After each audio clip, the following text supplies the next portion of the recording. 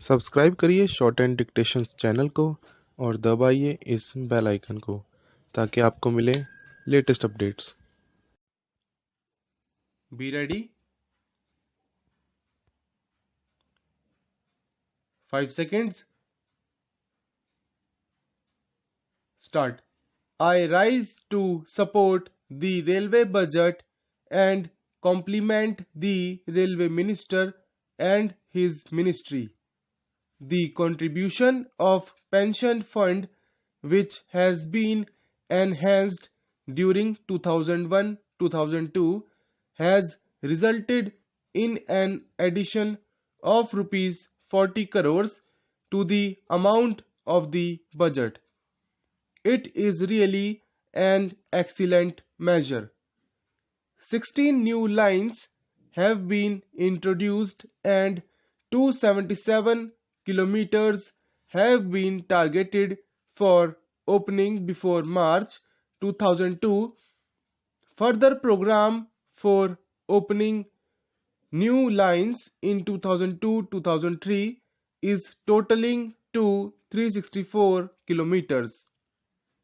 Altogether, 16 new lines are going to be introduced.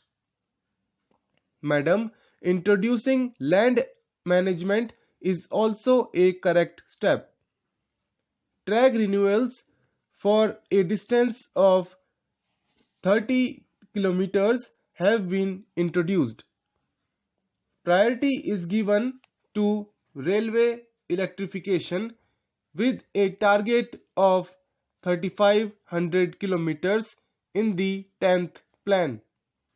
New schemes for electrification of about 1,500 route kilometers have been included in the budget. Exemption has been given altogether for several essential commodities from increase in freight rates. The Honorable Minister, the Prime Minister and the Deputy Chairman of the Planning Commission shall have to be complimented for their progressive policy deciding that the entire country should have one gauge. That is why the conversion of meter gauge to broad gauge has been introduced. This is a very correct measure. This will promote the backward areas and simultaneously provide employment to the poor and the needy. I would like to remark that the conversion of narrow gauge in the most backward area, that is Kolar district of Karnataka, has not been included. I do not know why the minister is giving it a stepmotherly kind of treatment. Kolar is a backward and drought-prone area. The minister has taken measures to see that there is only one gauge throughout the country, that is the broad gauge, and yet he has neglected this particular narrow gauge line. I hope the minister will kindly consider this aspect and see that this will be converted into broad gauge line.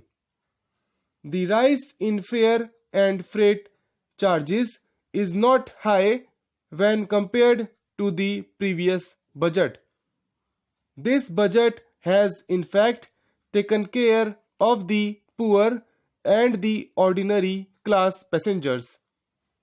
There is criticism that the increase in the fare and freight charge is steep and is not in the interest of the rail user.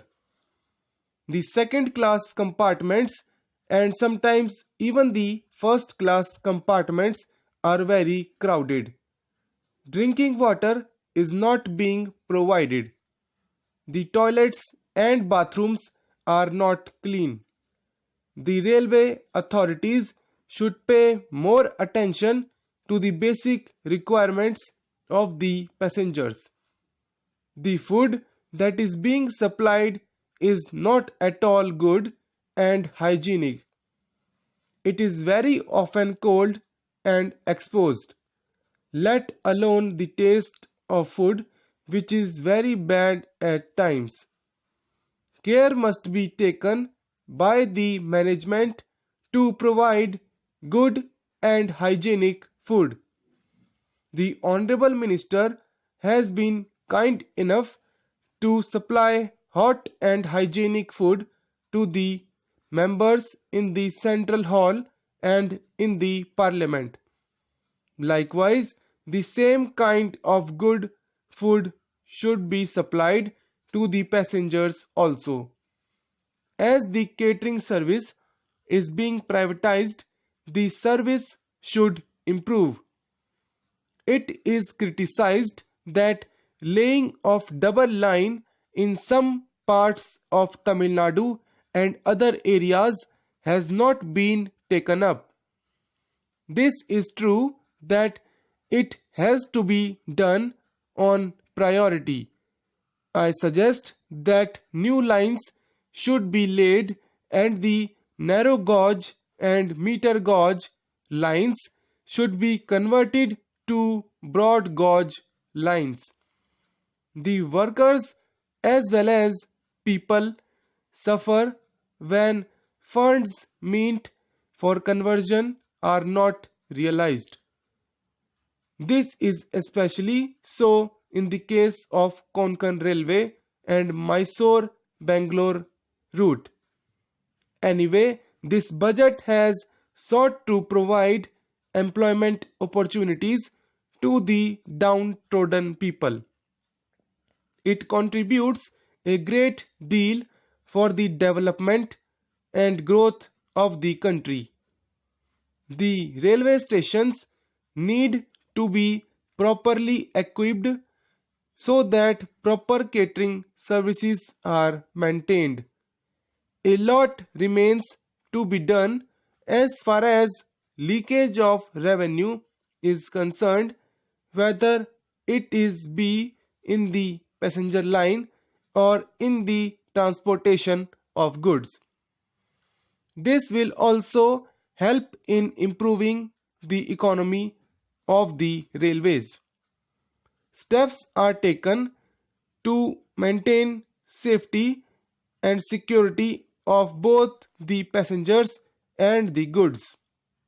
Important officers like chief engineers and other officers should also be instructed to arrange meetings and discussions with the local leaders and social workers so that they get acquainted with the problems faced by the passengers.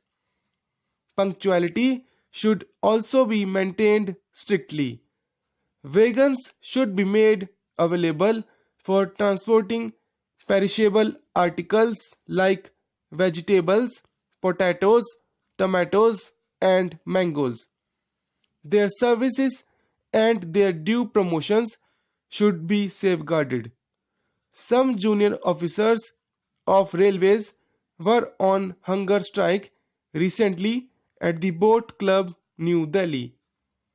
Equal pay for equal work and to promote officers who were denied their right, whether on percentage basis or otherwise, as against the direct recruits were their demands. When they were on hunger strike, they were not called for negotiations.